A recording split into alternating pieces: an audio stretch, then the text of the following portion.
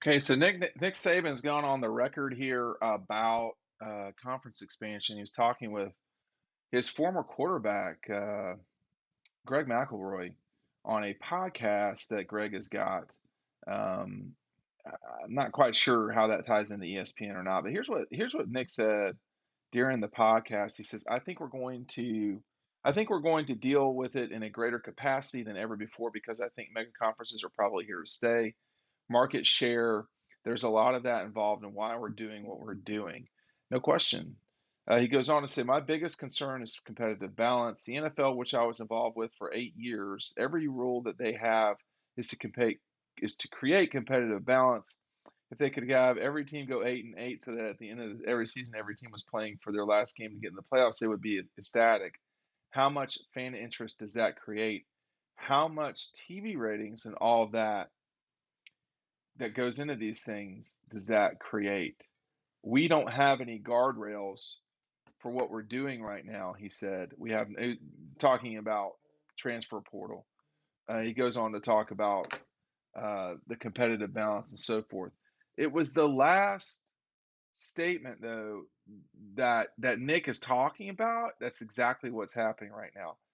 How much TV ratings and all the things that go into these things does that create? He's talking about TV ratings. Trust me when I tell you that television ratings are what's driving the current landscape shifting in college football. There's no question about it, actually.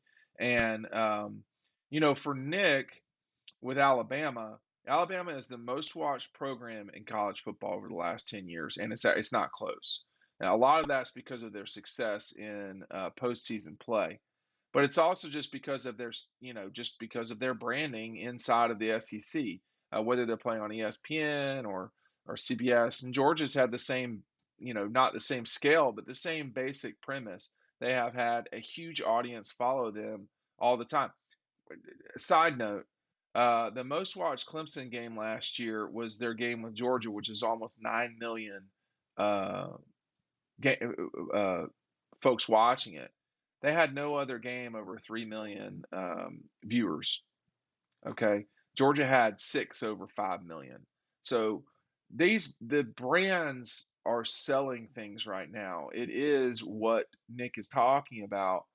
How much do television ratings matter? That is the only thing that matters. In 2012 or 10 or 11, whenever we did it last, it was about television markets and cable boxes. That's not what it's about anymore.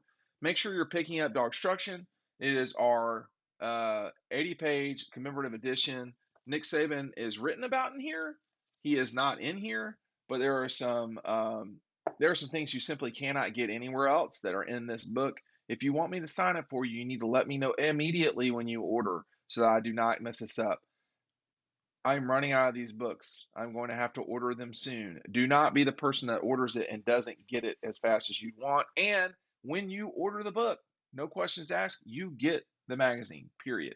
So it's a season preview 2022. You cannot find this anywhere else. It is only on shelves in one place, and that's in Athens at the Red Zone on Clayton Street. The link for both of these is down below. If you're in Athens, go to Red Zone and pick it up. They might have books. I'm not sure about that either, to be honest with you. So, we are headed to this new world of college football, and Alabama's place in it, as long as Nick Saban is the coach, is firmly in this situation. Georgia's is probably too.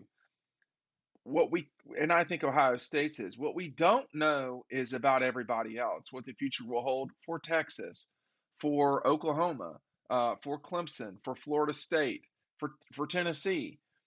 This is a shifting time, and it may be a reboot that allows for the Tennessees, Miamis, and Texases of the world to come back into the college football fold and be legitimate powers again.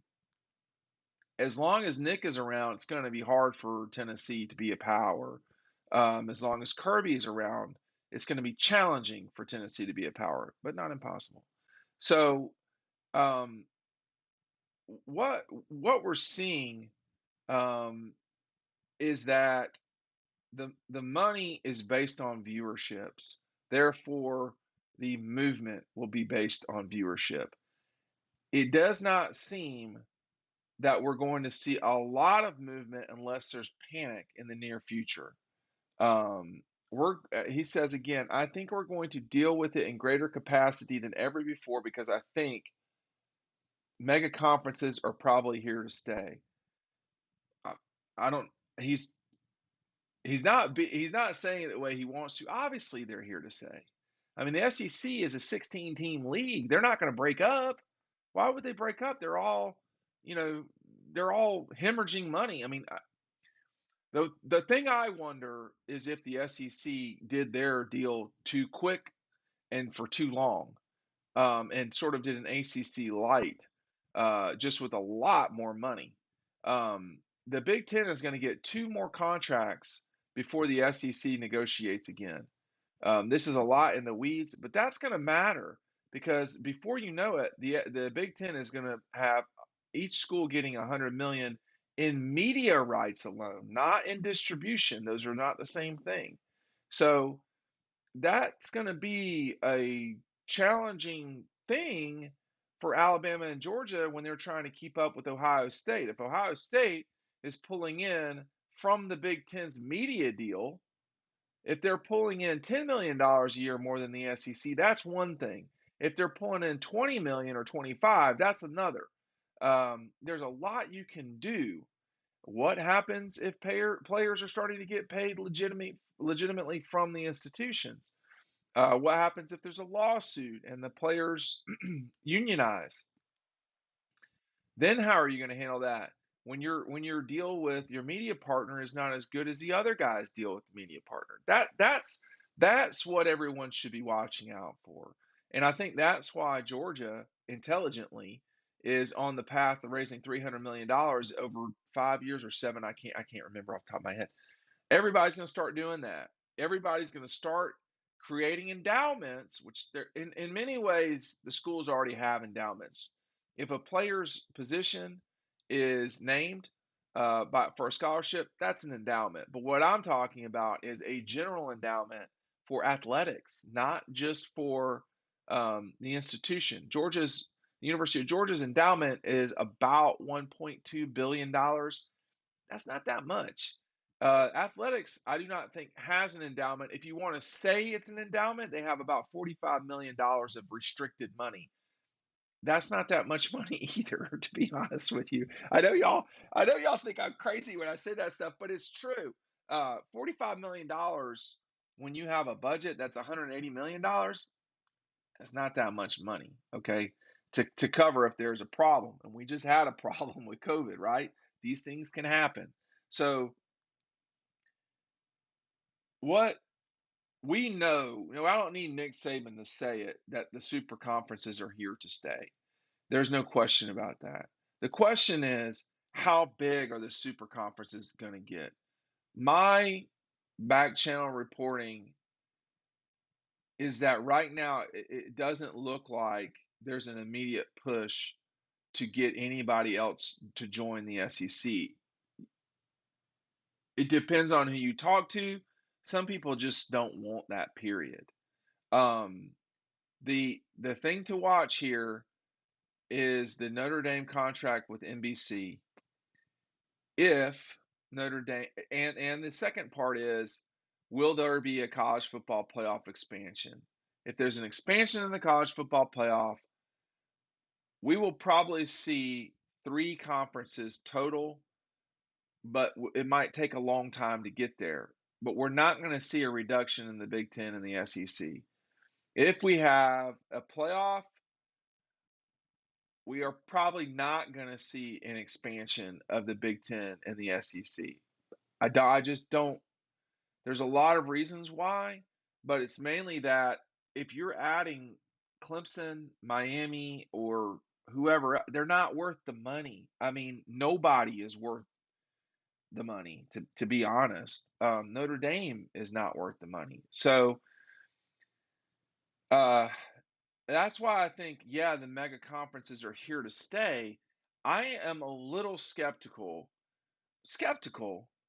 not shutting the door on it, that we'll see expansion here in the future. The Big Ten is not going to hand over $85 million to Clemson or North Carolina because their name is Clemson or North Carolina.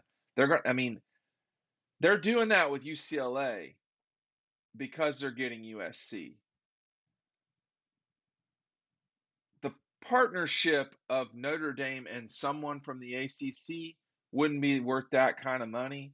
But number two on that front, more specifically, getting out of the ACC is a giant mess. And anyone who's acting like it's not is not telling you the truth. Super conferences are here to stay.